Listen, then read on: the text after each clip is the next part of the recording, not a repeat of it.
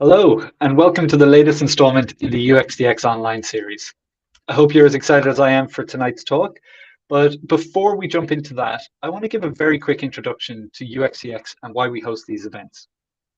So at UXDX, our mission is to help teams shift from building products using kind of waterfall, or probably as most people do, water scrum fall or some variant of that, because we believe in a high change environment, it's more effective, efficient, and sustainable to have empowered product teams.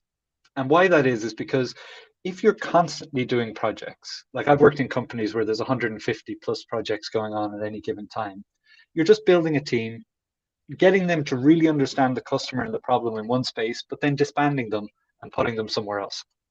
So in that situation, it makes a lot more sense to have people who are dedicated to a particular part of your product, and they can really understand the customer and the business needs for that area, and then they can continuously iterate and improve on the product in that space. So that's our mission. Now, it's really easy to say, oh, we'll just shift from working in projects to product teams, but it's really hard to do in practice because it involves changing nearly every aspect of not just IT and product management, but also the business and business cases and things outside of that initial IT remit. So that's where these talks come in. And we invite speakers to come and share their bit of the process. So it's kind of too much to talk about everything in one go. But if we can learn how people are changing their sliver of the entire process and how they're improving and ways that they're making it better, then hopefully that will give you some ideas on how you can improve in your context as well. So as the talks are going on, please do think of some questions that you can ask. Our speakers always love hearing some questions because it makes sure that people are listening there. So if you have any questions, please write them either in UXDX on the chat box on the right side of the screen here, or in YouTube, LinkedIn, Twitter, whichever platform you're watching this on. And we'll be monitoring those questions, and I'll put those questions through to Shay tonight. Now, sometimes we get too many questions and we can't answer them all in the time slot that we have today. So that's where the UXDX community Slack group comes in.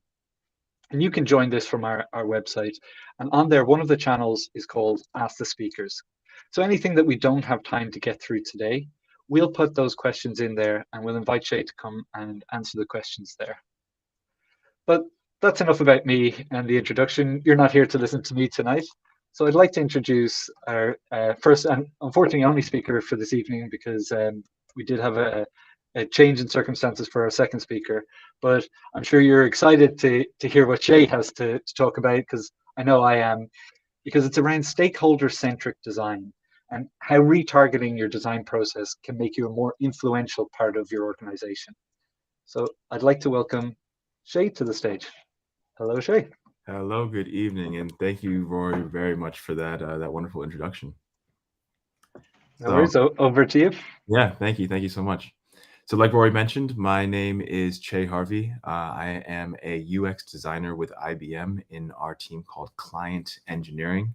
I've had a whole lot of hats. I've been a mechanical engineer in the past. I've done production assistance. I've done customer support in a startup in San Francisco. So there's a lot of different things on my path to becoming a designer at a major international corporation in Europe. I am based in Berlin, Germany, in downtown Berlin. And I've always had experience working in medium-sized, and in this case, a larger enterprise organization, specifically inside of innovation labs or MVPs, working on MVPs to try and prove, in this case, the efficiency and the efficacy of IBM technology, especially around hybrid cloud and AI. Originally from the US, Washington, D.C., to be specific. So there have been a lot of cultural challenges, but also a lot of learnings that I think I've endured over my time as a designer in both regions. But today, what I would like to speak about is stakeholder-centric design, or in other words, and maybe borrowing this a little bit from a longer title from like the Stanley Kubrick and Dr. Strangelove, but how retargeting your design process can make you a more influential part of your organization. In many of these companies, digital innovation is preached from upper management, but it is unfortunately implemented in less than ideal ways. For example, a new designer coming into an organization as a new hire, I'd found that it is vital to establish both yourself and the design community as the champion of good design practice, as well as the shepherd of incremental change to introduce a culture of experimentation as smoothly as possible. While experience has given me insight into the workings of design at smaller corporations, I do believe that the lessons learned are applicable across roles. It doesn't really matter what your background is, if it's design or other disciplines, and it could also be and has been implemented in larger teams, because it really should be our goal as designers and as professionals to build successful businesses while creating positive, inclusive, and collaborative environments. So in summary, I'll go over understanding resistance from those stakeholders, approaching stakeholders as users, learning, educating, and reflecting to wrap it up. I really believe it's important to be open, to never make it difficult to access resources and receive information from all directions. And while personal processes might be compromised, at times you'll at least have a better understanding of your teammates and stakeholders. When designing anything, there's no one right way. That's important to remember. And you have under no circumstances compromised yourself. I think a little bit of background about me. I started in San Francisco at a company called Udemy for online learning. And I was there actually doing customer support. And as I progressed and learned more about the company, I actually was able to transfer my experiences into one of user experience or customer experience. So what we did, especially as user designers, not in Udemy, but as later in my career, I came in with big, bright eyes. I thought that everything that I learned online from online courses, I would be able to just immediately take the largest problem that a company is facing and tackling it from the beginning. I thought that I could provide value, completely transform my workplace overnight. I think we all have those big starry eyes as we go in.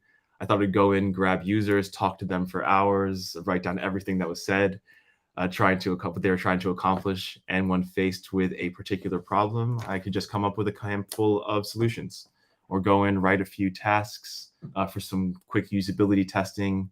If a user got stuck, I'd be able to quickly put a report together of what was a high, medium, and low priority. And you win awards. Your favorite designer talks to you. You're able to immediately and instantly get a seat at the table.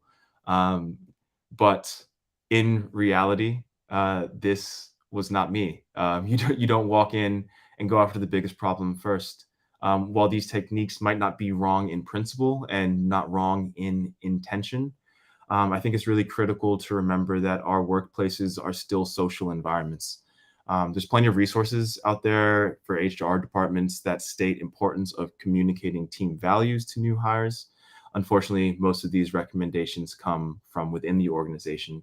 And when trying to get your expertise into the organization, sometimes there is a bit of resistance. And this can occur either as designers going to other disciplines and sharing the spirit or the lessons from design. But it could also come from, just a personal or an individual coming into a new place and not necessarily being able to impact or influence as quickly and as instantaneously as we may like. So, and I think this is especially when starting out, remember, taking on the most visible aspect or feature of a company is a huge project. And it's more important to first lay important groundwork down that allows for the foundations of a relationship with your coworkers, managers, and stakeholders to flourish. So like I always say, you're the new kid on the block and may be perceived as ignoring the lessons learned. And I think that's really important, is understanding where things have come from before you can kind of dive head and going forward. So I think we've also been hit over the head, and sorry, I should have said if there's a kind of a flash warning if this is a little bit too fast, but we understand the process as designers. We have all of the tools already to be successful, no matter the experience level. But I think it's important to return to the basics. And user-centric design might look like this, and I know everyone knows this, so I don't want to beat anyone over the head with it. But it's important to always come back to what we've learned. There are certain steps that we sometimes take for granted when building something physical or digital, but we can also take a step back and apply this same process to situations and to relationships, and most importantly, to people as well. I think that UX really extends beyond our work and our work in our work location, and can be useful in everything that we do. And here I come to the point that as designers, we can actually see ourselves as the product. So properly complete your user discovery if you are the product. Why were you hired? Why are you in this organization in the first place? What problems were those making those decisions? What did they think they could solve by bringing someone like a designer in? What issues was the company experiencing? And what was being used before? By exploring some of these and how we can alleviate some of these issues, is a way and a path forward to be more influential inside of an organization.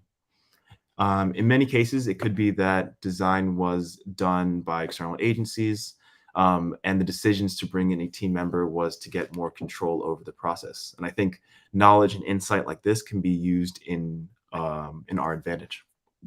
So breaking down successes and being able to replicate it for decision makers can always be a powerful way to integrate ourselves into organizations.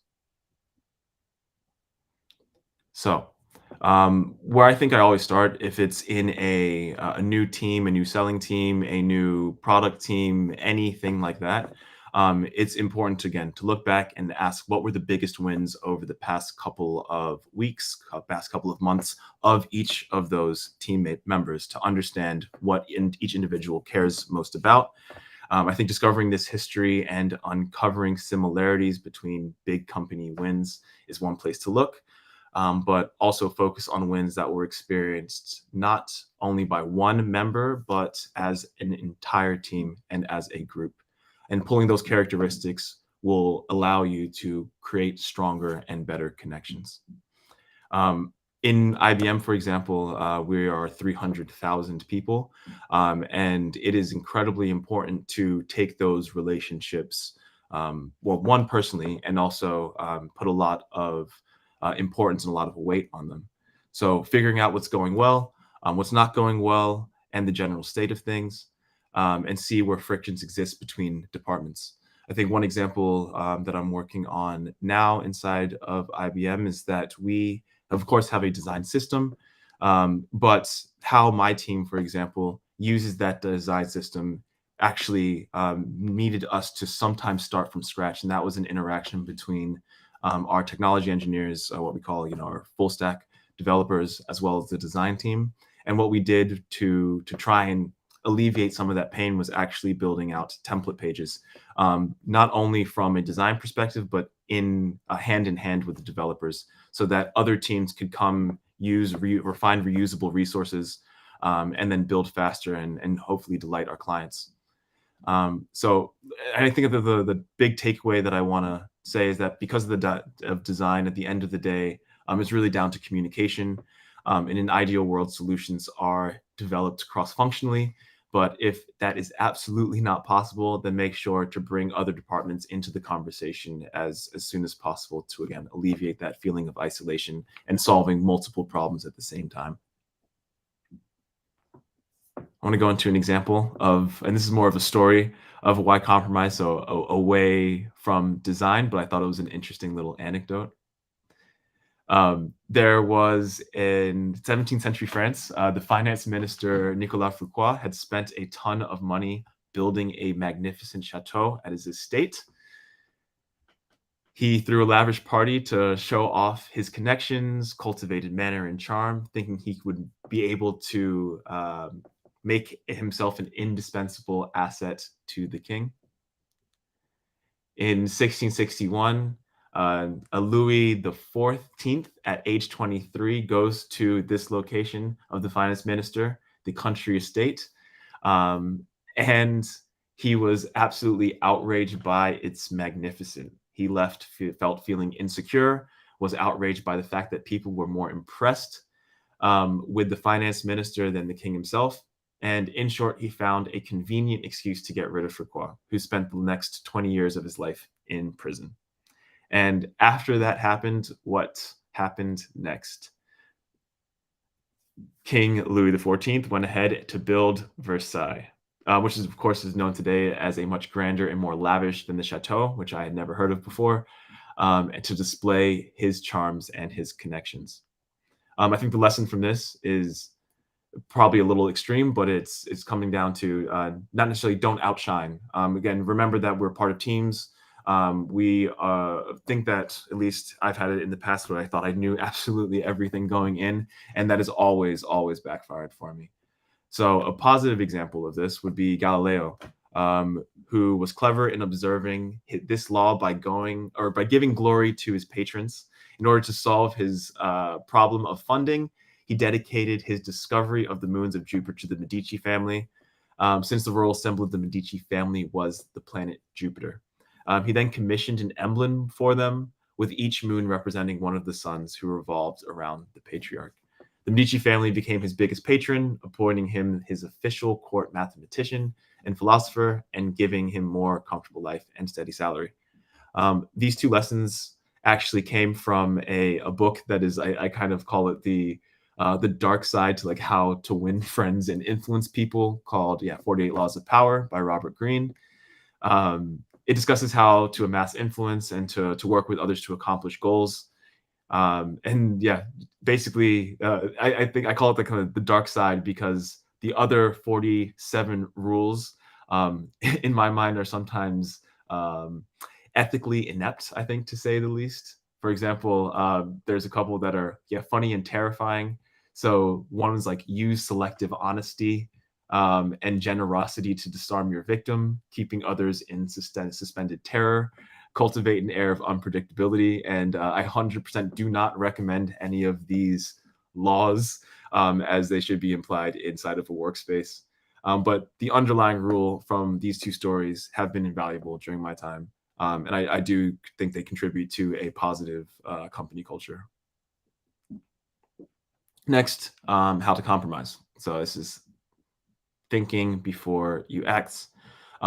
Being patient is an incredibly strong life lesson. It changes someone from who may be against you into a support system, and taking the time to first understand yourself and your stakeholders' emotional and psychological state. So being alert to both what separates them from everyone else and what they share with everyone else. So being calm, empathetic, soft with people, but also sure in your way. There was a quote, and I wish I remembered exactly who said it, but what a good designer should do is to hold on to opinions, or be strong in their opinions, but hold on to them loosely. So understand each other's basic fears, hate, jealousy, and also primary emotions like love, freedom, family, etc. And once you understand that, you will have not only a lifelong friend at work, but someone to collaborate with as you move forward. So remember that self-interest can be the strongest motive for all, but this, of course, takes time to progress. In my free time, I'm actually a street photographer and portrait photographer. And there's actually a technique that I've learned from photography that has allowed me to, I think, understand some of these lessons that I've mentioned before. In the first contact with a subject, I noticed that it's always important to first find something that they like about themselves inherently. So for example, it's said if a person will cover half of their face with their hair, you kind of like watch where the hair is parted, you should highlight the other. And how this translates to the workplace is by figuring out what they promote, either internally at work or publicly through blogs, LinkedIn, professional profiles, Zing, depending on where you are, or simply through asking what their biggest success at work has been and why they think they accomplished it. So let's find ways to make everyone win, them win, and of course you yourself and your design practice along with it. The next is a topic, or I guess a technique from sales called objection handling. And I think at this point, I could also describe a little bit more about what my role at client engineering and IBM is. We have obviously technology that we would like our customers to use and our clients to use to become even more successful. But a lot of it is actually, a lot of my job has to do with speaking both with internal and external stakeholders. So it's my goal to build MVPs that prove the value of IBM, and this means I get a lot of pushback from people who either haven't worked with IBM before, haven't worked with my particular team within IBM before. And this tool is a way to really listen to other people and also to prepare a response ultimately. And so it starts with the first step is to clarify. So if an objection comes up, it's important to get the real objection and to try not to create new problems or answer too quickly without first understanding. So, I mean, an example for this would be design always takes too long, and a step would be to first almost repeat that statement back to the stakeholder or whoever you're speaking with. Once you get, you buy in saying, yes, so that's exactly what I said, you can move into acknowledging. Acknowledging another person's objective or objection means that it is time, is basically saying that it is, yes, what you're saying has absolute validity. Allow the other person to feel heard. Allow yourself to even be able to make sure that you heard them correctly. And then move on to responding after that clarification. If the objection is valid, then it will be helpful to offer, of course, a solution. For example, the one I said about time, we first, or sorry, and this is common for me. Yep, we have clarified and acknowledged that the client is concerned about the time it takes to design things.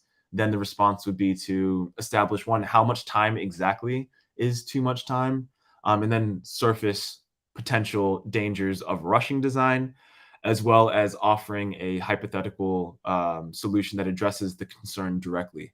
And when I say hypothetical, I also want to make sure that it's legitimate. So, of course, if you need to talk to someone outside of your team or developers to make sure that something is technically feasible, definitely do that.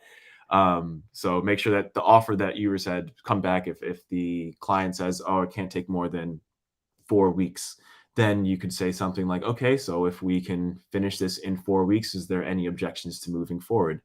Because I don't recommend lying under any stretch of the imagination. Finally, ask if the offer addresses a concern.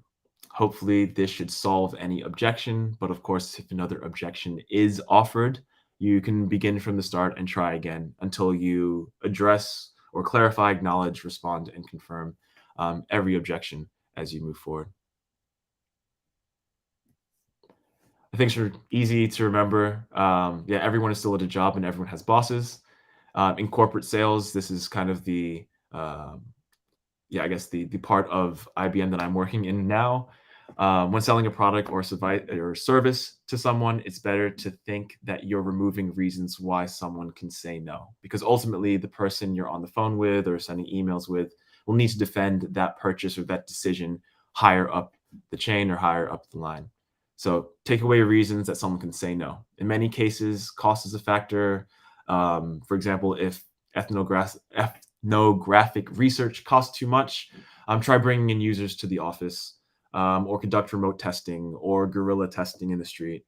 And if your company won't go for that, think of testing ideas within your organization. I know it's not ideal, and I know we always tell ourselves that we are not the user, but always try and break it down to more digestible chunks so that your process is first understood, and then you can take that next step in the direction that you would prefer to do. The point being that you can treat your design approach like an MVP. You don't have to have the lab to show value, so step down the list to a more reasonable alternative that eliminates stakeholder concerns. And when the results come back and show value in the design process, then it'll be possible, like I said before, to move back towards the ideal situation. This is when I used to use Evernote, but bring all of your learnings together in your own repository, and then collect each of the departments in whatever tool you use. If it's Box or Notion, Evernote, wherever it's stored, make sure that that learning and that information lives there. Write out what you've learned in your own articles and know which metrics are important to the business so that you can fall back on them and when the time comes. This has saved a lot of time. And also it's like the way that we build, for example, like case studies for ourselves, for portfolios, almost do that internally for the company or the organization that you're working with, and then sharing those out is a way to increase trust, to basically increase the amount of knowledge that you are perceived to have, and the number of projects that you are able to work on going forward. Like I said, building that trust is the most important aspect of implementing a concept of design, and that your stakeholders and the rest of the team must be aligned on it and what you can offer. There are a million ways to do things, so remember that there's a difference between consensus and alignment. Alignment is not consensus. Consensus is when you take overlapping parts of individual opinions and highlight what is common. This usually is usually the lowest hanging fruit, and everyone is left with something missing. Alignment is seeing on what the desired outcome could be. You do not have to have the same opinion or solution to be aligned on intent and outcome. This can mean committing to a decision or direction that is not universally agreed upon. Alignment is the goal. That way you'll be able to objectively say, yeah, we wanted to accomplish this and we didn't. If not, it's no problem. And the conversation will open up to what went wrong and how to address it moving forward. Next is building trust by starting small. This came from a podcast from Abigail Hart Gray. It was the design podcast, or Design Better, from a few years ago that I really liked. And it was pick something which has no value to the company currently, little or no value, and choose that to do a rapid kind of workshop sprint process to rebuild it. This way you can introduce your way of doing things in a completely non-threatening manner, connect with different parts of the organization, convince a team of your way of working. And if not, no one minds if it didn't work because it was a section of the product that was overlooked to begin with. I think there is another way to also think about this. And that is even with, and not saying that this is how client engineering exactly does it, but what we do is try to reduce the risk that our clients are facing. We do that by working with clients for 6 weeks at really is no cost to them or anything like that. We work and prove that by continuing with IBM, what we can do is really prove value and help move the needle on whatever business goal we unearth during our workshop and our process. Make those learnings available. So passive education is about making information accessible to stakeholders and the company as a whole. Understand the users that you're building for, maintain the need for user-centric design, but understand that these users are users of your users as well. I'm talking about stakeholders, understanding them, while whoever happens to be above the claims are as the holder of knowledge, it's the job of the designer to bring new insights into their line of vision.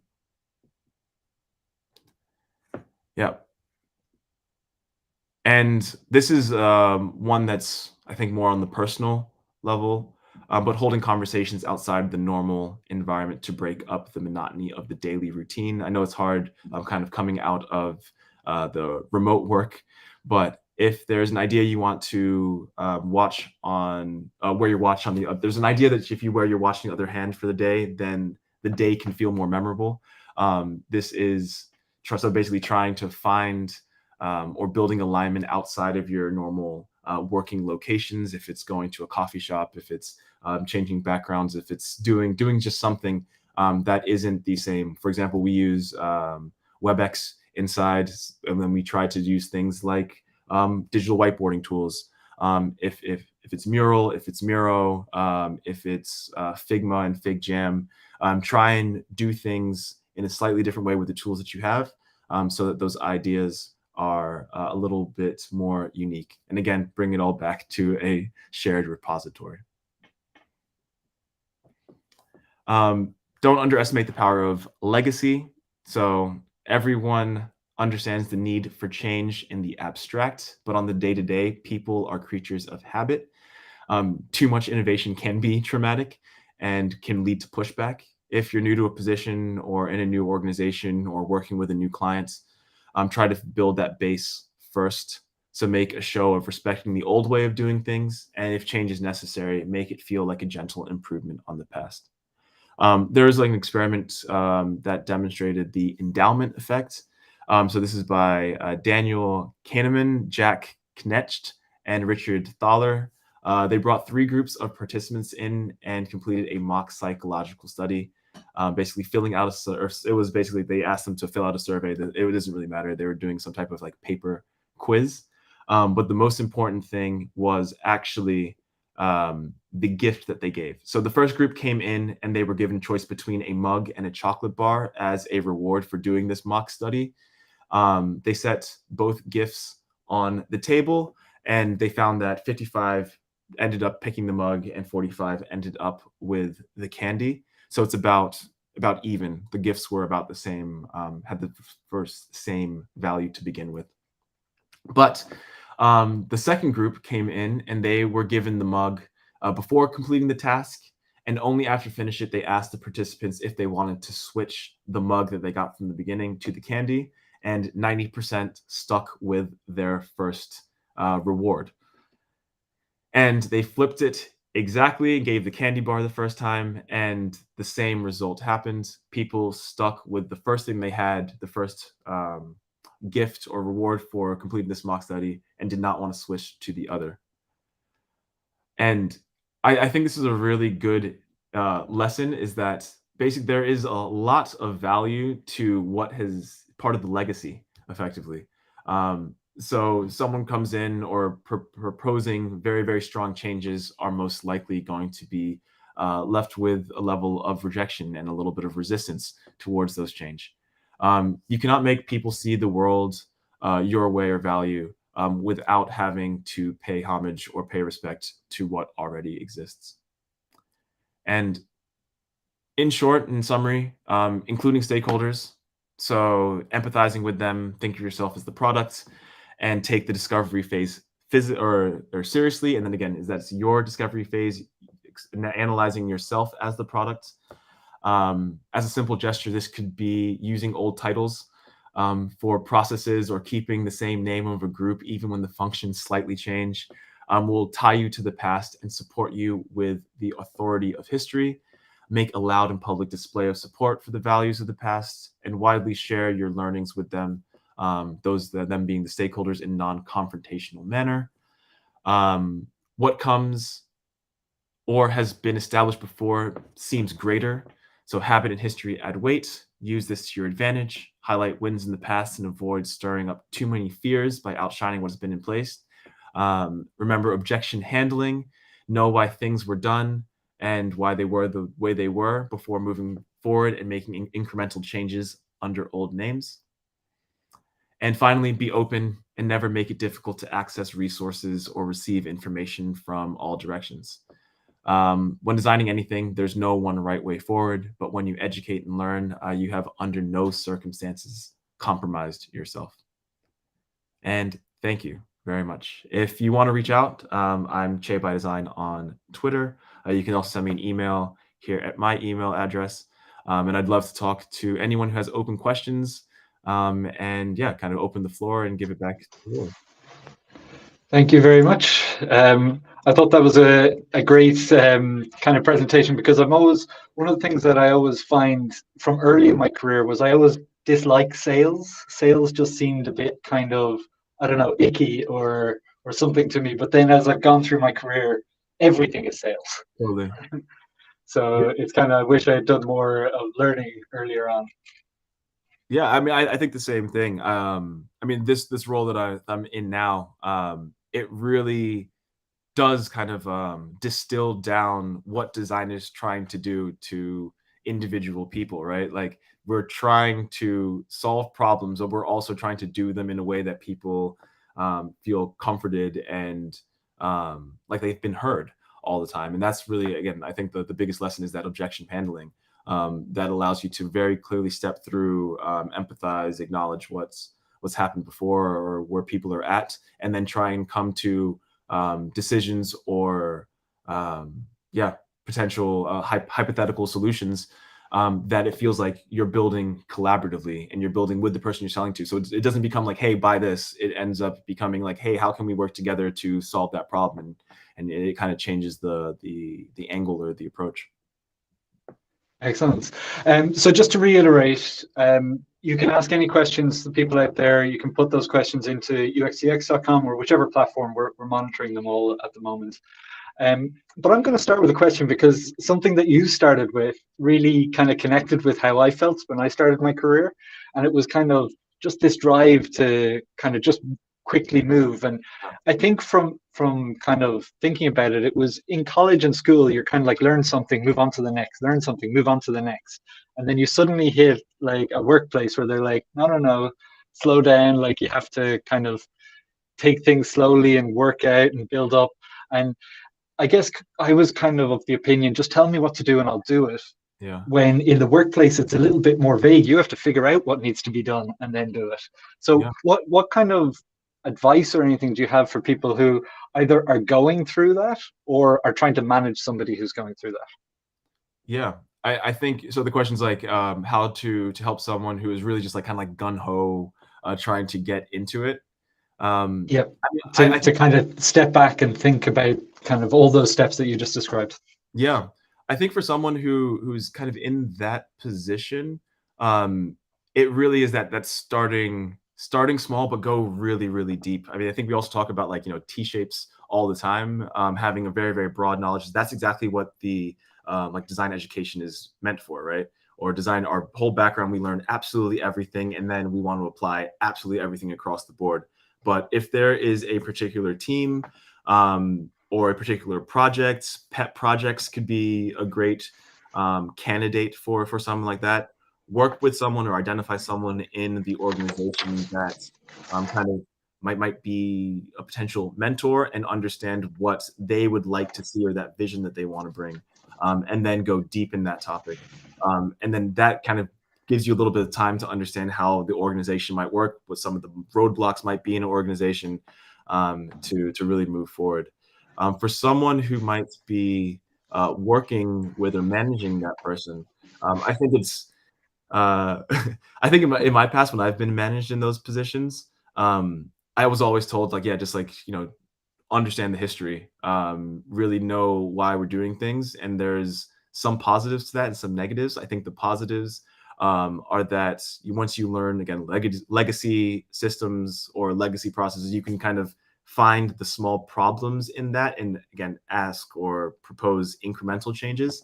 The bad thing is, I think sometimes you can also be blinded if you've been in an organization for 15 years. You don't know necessarily the new techniques or new processes. So I think if you're managing that, also be open. I think the saying, and I'm probably going to butcher this completely, but it's like, ask an old scientist about what is possible, and whatever they say is most likely right. But if you ask an old scientist about what is impossible, whatever they say is most likely wrong. And I think that kind of rings true to design and organizations as well. That's a great example. We're getting a question in from Paulini, and she's asked, in a process that demands more agility every day, what do you think is the most practical way to share learnings? Yeah, I think as honestly as quickly as possible. Again, I always try to make this analogy between product and the product designer. As we build MVPs, we do sketches, quick paper sketches, we do wireframes. We're always encouraged to get that out and show your work as fast as possible. I think most of us are probably using some type of messenger like Slack. There is a great feature that I use all the time on Slack, which is just that video and like kind of showing your screen and then sending it directly.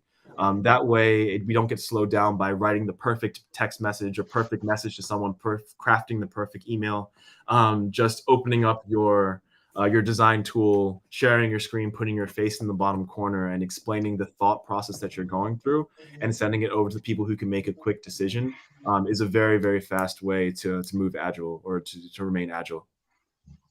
Yeah, I love that. It's kind of an example of thinking out loud, which Totally. I think is really powerful, because if people just see the output, they don't realize how you got there. But Right. kind of that thinking out loud is really valuable. Yeah.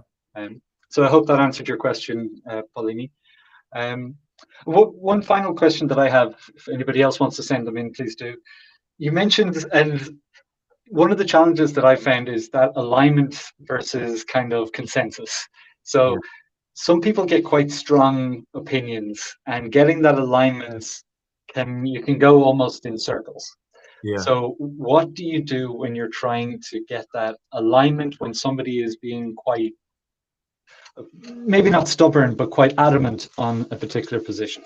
Yeah, I think that comes back to because it's really, at the end of the day, it's an objection. So I think you have to understand why they don't feel, or they don't think that the idea that is being proposed is the right one. Because then when you ask those questions, you force them to identify the problem themselves. So hopefully you can take that direct objection and then solve it or incorporate it in whatever the rest of the team has aligned on, right?